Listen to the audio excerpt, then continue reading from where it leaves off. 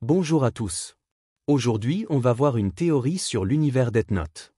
N'hésitez pas à me dire ce que vous en avez pensé dans les commentaires. La théorie du jour parle de Death Note. L'idée centrale est que Ryuk savait depuis le début que Light allait mourir à cause du Death Note, car il avait déjà écrit son nom dans son propre carnet avant même que l'histoire ne commence. Cette théorie repose sur plusieurs indices dans l'anime et le manga qui suggèrent que Ryuk n'est pas aussi neutre qu'il le prétend. En un, Ryuk annonce la mort de Light dès le début. Dans le tout premier épisode, Ryuk explique à Light les règles du Death Note, en particulier une qui stipule « Je suis celui qui écrira ton nom dans le Death Note quand tout sera terminé ». Cette déclaration peut être interprétée de deux manières.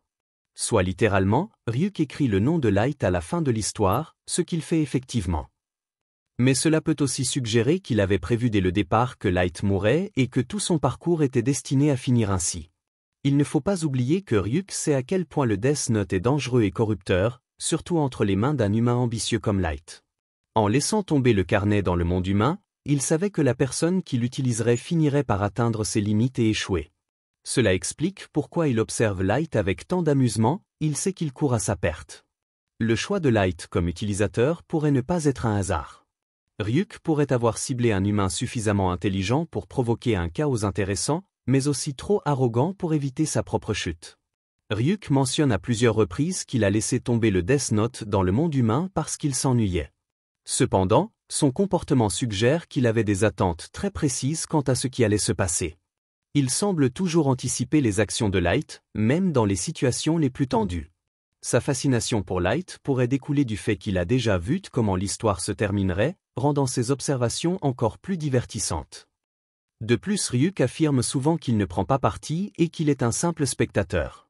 Pourtant, il intervient à des moments clés, comme lorsqu'il explique à Light des règles ou des astuces sur l'utilisation du carnet.